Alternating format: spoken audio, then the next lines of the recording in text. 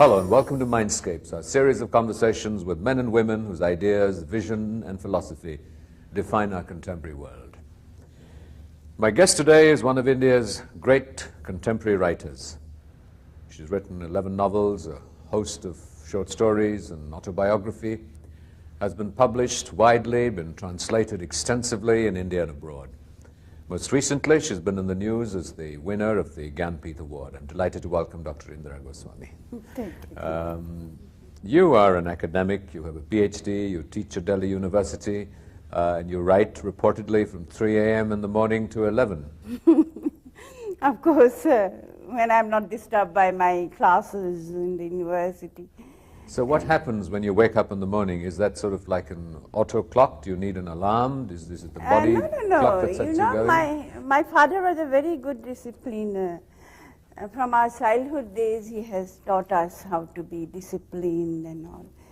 Then it is a habit. I mean, I don't really require a clock. Automatically, We normally have this image of writers struggling with themselves and this blank piece of paper to produce great works of insight and wisdom and eloquence. Yet you find the discipline most days to get up very early in the morning. Yes, it is, I don't know how it is cultivated, Then see how many years now, so many, I cannot even count. Well, I'm not going to ask you how many years, it's impolite. So then every day if you are there, I think it takes a shape, and where you need not have to struggle, it automatically comes out. And I never struggle for my thing, but I take time in thinking and molding the story. So what is the inspiration? What is your muse? Inspiration? Your muse that you write. What is it that impels you to write?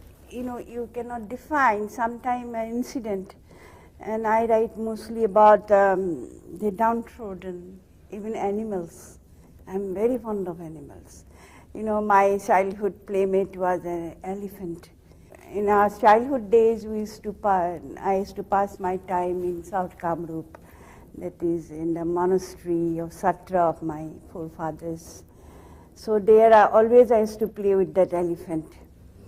And that elephant ran amok, killed our villagers, and in presence of our eyes, he was shot dead. And that wound, it remained embedded in my heart for a long time. You've had, I guess, it's something that we ascribe to and expect of writers, that they will have a wounded psyche, that they will have a great deal of pain, and then the process of writing is the catharsis, the expression of that pain. And you were recorded to have had more than most people share of it in some ways. It was a very traumatic time for you when you lost your father when you were 16. Yes. In fact, I thought of committing suicide when I used to think that my father will be no more. And the person who was like my shadow. And so suddenly this thing happened when I was a schoolgirl. He died of cancer. I saw this painful death. And so everything was inside me. And I pour out whenever I write about the memoirs. So that was in the early 60s. Yes. That is sort of, it's 40 years ago.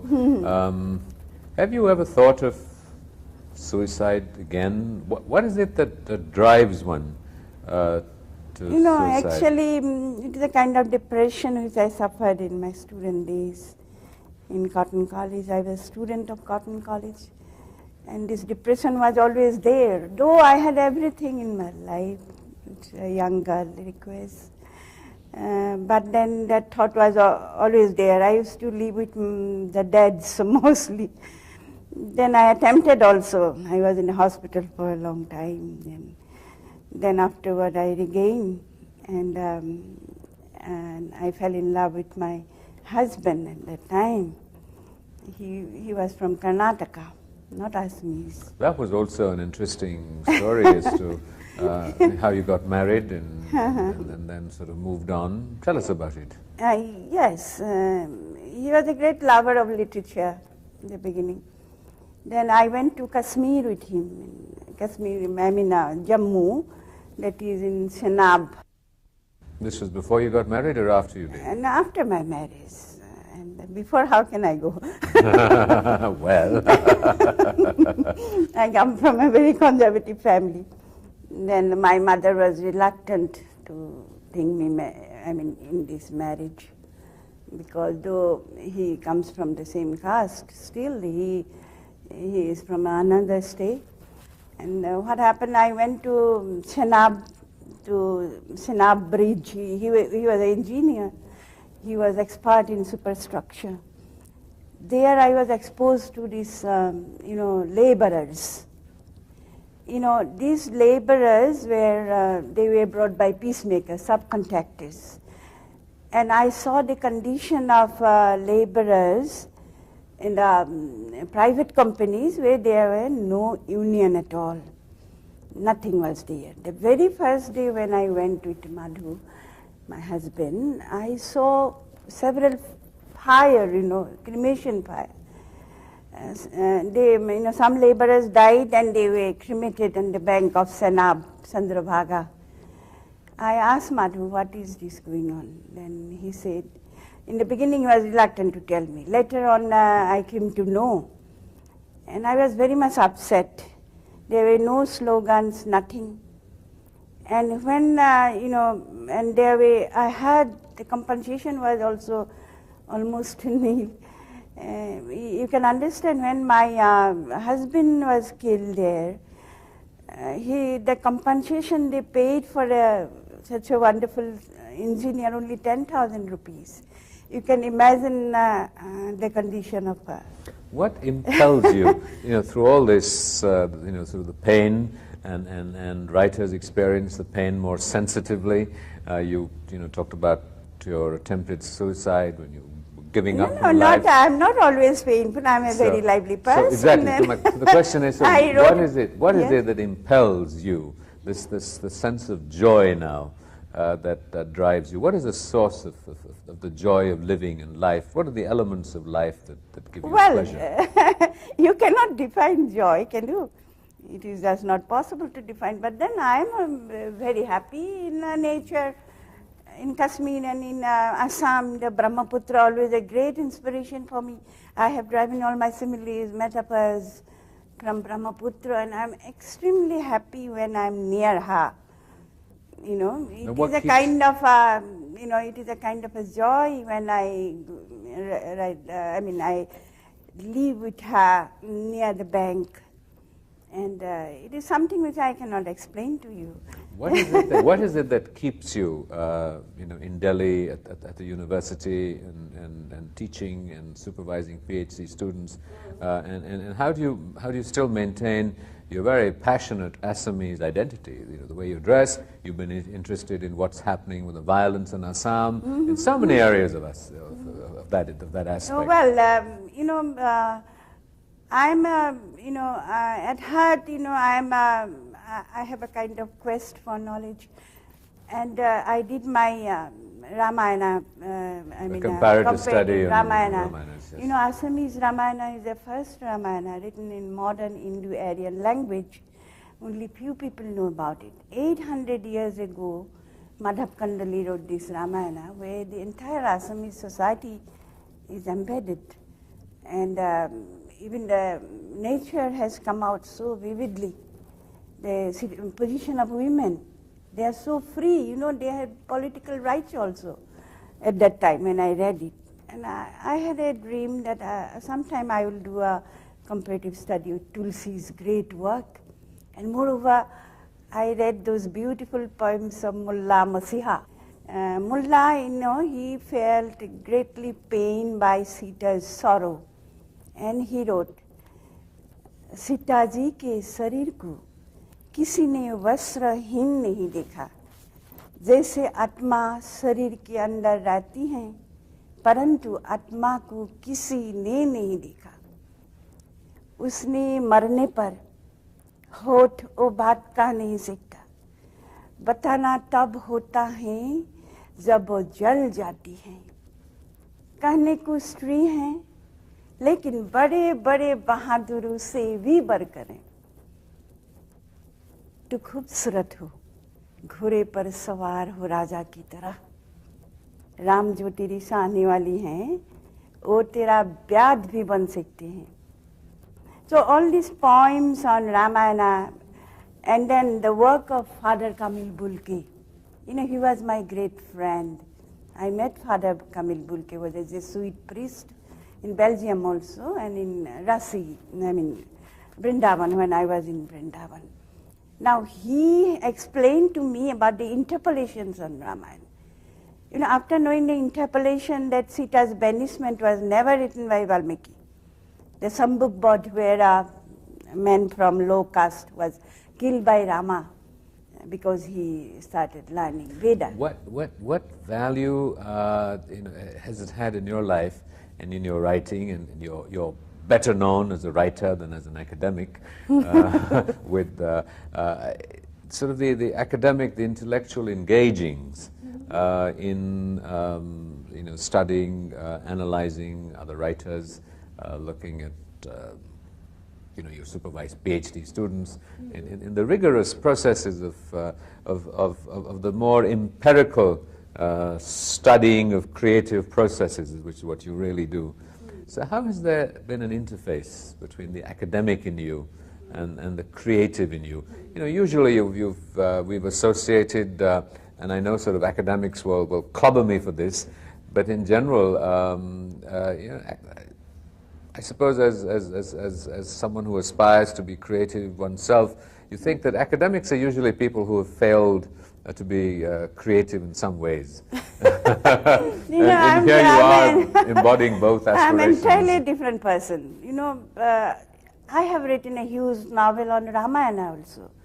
The group of people who went to, the background is Mauritius. I was in Mauritius for quite a long time. Then I was in Trinidad where the Ramayana literature flourished with the laborers who went there. Now, you know, I have brought my academic, research work into my novel. And way I have, with a great, what can I say, it took pain to mold those characters of Ramayana in the novel. But I used it with great joy, without any effort, So this is, because you were I'm able a different to internalize person. it, yes.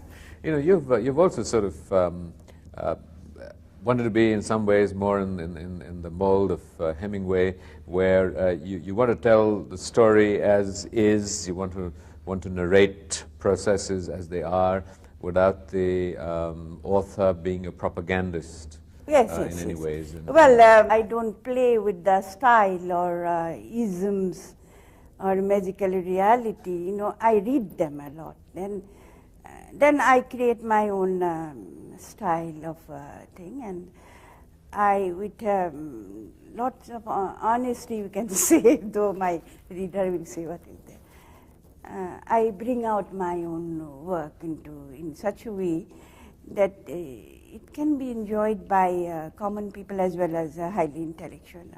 But I'm extremely sorry that my translation are not up to the mark.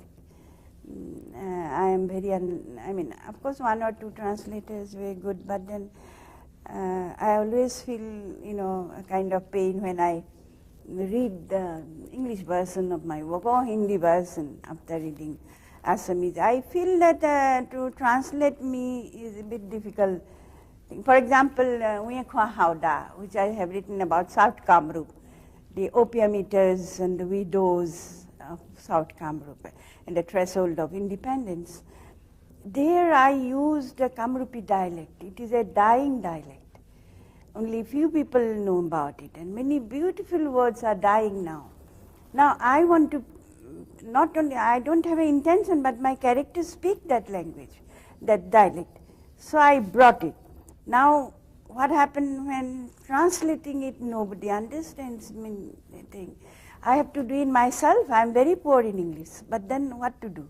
So your discomfort with translation is with the fact of translation, because in some ways, obviously, language is close to the rhythms of the people and the life that it captures, and it sort of is an expression subliminally and at many layered levels of the author's intention.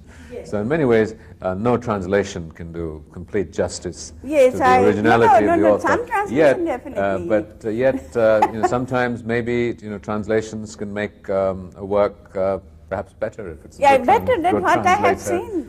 seen. I read Tagore in English translation also. I feel very happy. Well, Tagore was involved with his own translations. But I don't know I don't know if it gets translated, whether the art from where I create it it is not very cooperative with something like that. So what would you consider would be the values of a good translation? Because obviously if it's working in a different language, it has to reach a different audience who may not but have it the has same to be I feel now the duty of the well-known publishing house, that they have some kind of social service also. If they find a good piece not translated well, they have enough resource to brush it and get it thing. Once Jainendra Kumar was telling me that Indira, मेरा एक novel, one of my novel, English में translate हुआ है. It is translated and now it has gone to England. और वहाँ से publisher लोग बोला है, they said that हम लोग फिर translate कर रही है. We are retranslating this, yes. From the English again into English. And so I personally feel that it is a duty of, not duty, I mean they should, if they find a good piece. Is there a collaborative role possible, or to be encouraged between the writer of the original and the translator? Or do you think it's preferable that the translator works independently, internalizing what the original author has said, and then trying to recreate that? You are right. The second, this is right, to recreate it, he grabs it properly. But then translator has to be a creative author at the same time. It is very difficult to say which part is correct. It is very difficult. And I personally feel the writer herself can translate it, then he or she should give it to the other translator and they can, brush it and make it. Your work goes straight to the heart. It's got this directness to it without the propagandas. Yet you do feel passionately about issues and concerns and deprivation, and you have been very concerned about what is happening in Assam, the levels of violence. Not only in Assam, other parts also. But that are your roots, and maybe there is a more direct one thing I would role like to for tell you. you, that our Assamese readers are very liberal. For example, half of my novels were done in outside Assam. For example, Nilkanthi Braja, they are the widows of Vrindavan, all Bengalis. Then these 3 novels I have written on the laborers, migratory laborers. They are not Assamese. They are from UP, Orissa and all. But our Assamese readers have accepted them. And several editions were going on. And so I'm not concerned only on Assam. I'm a human being, I'm a humanist. I'm concerned with the entire, but then Assam is bleeding at the moment. I cannot see her completely destroyed.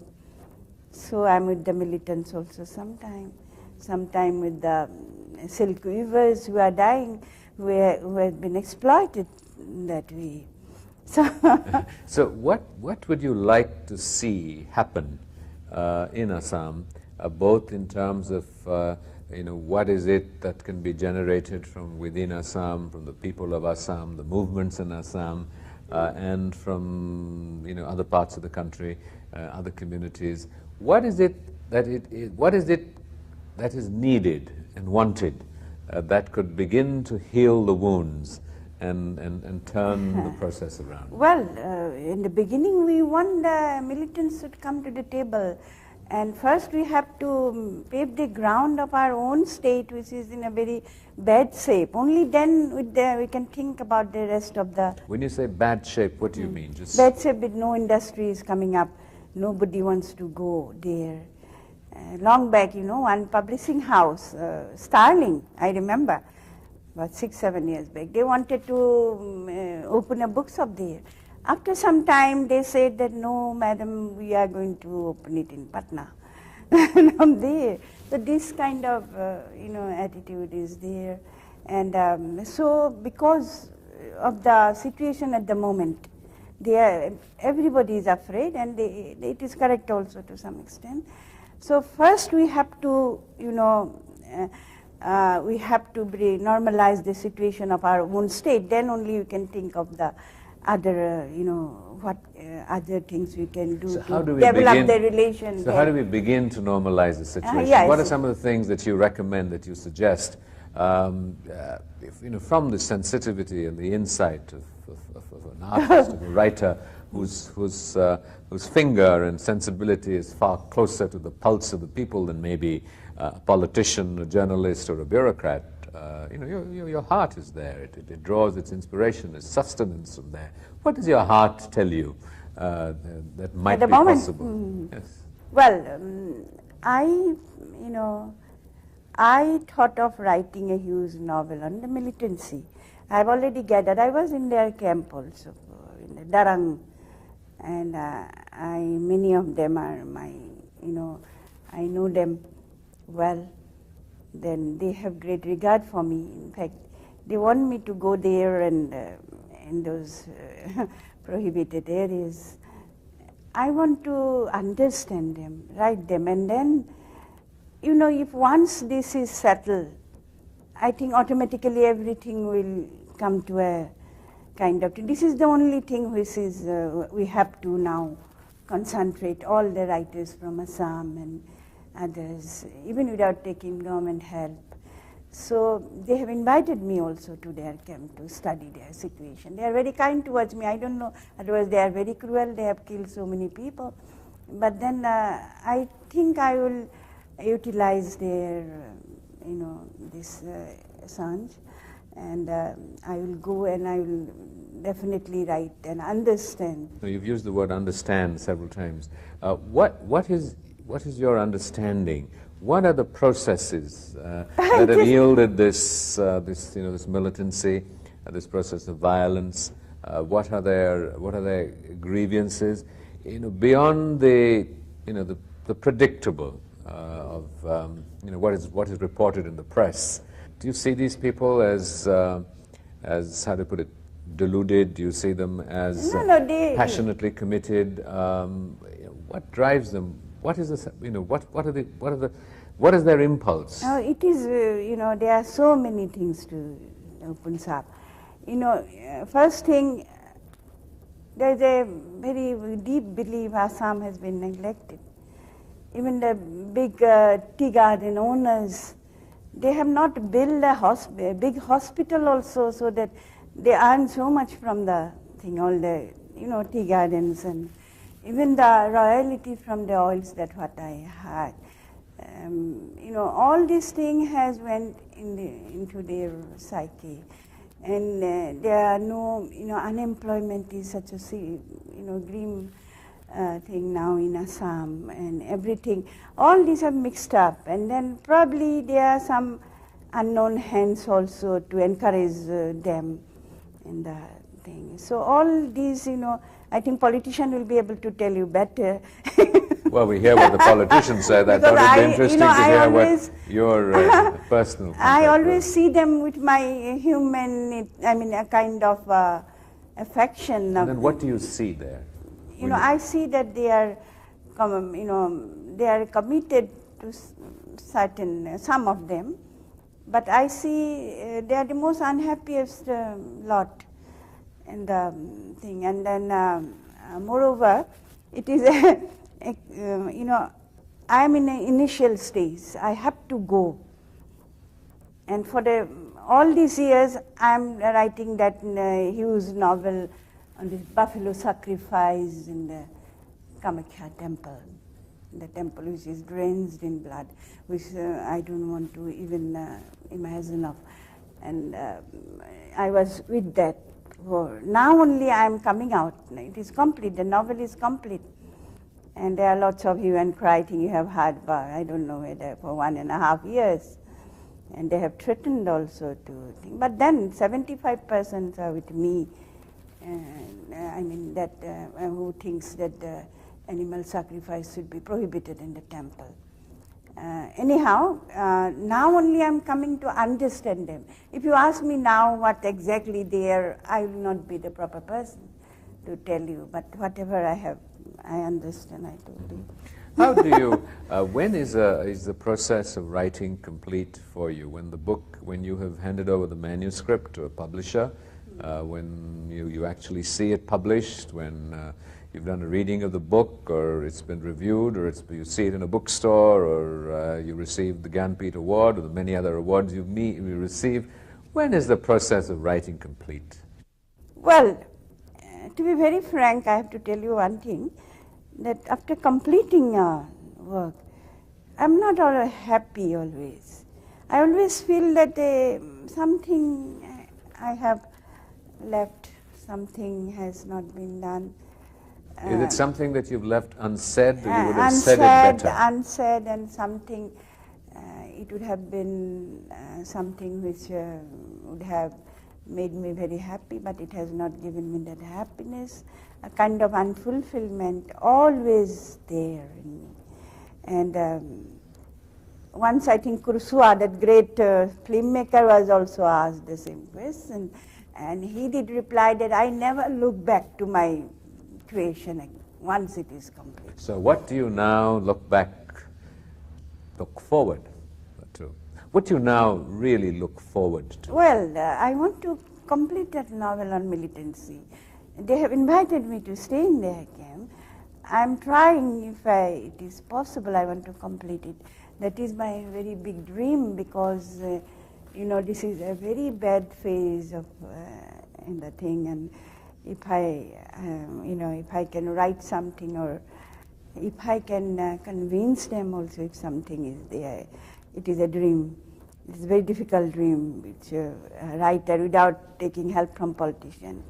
Well, Dr. Goswami, that I'm sure is a shared dream by millions of our viewers. Thank you very much.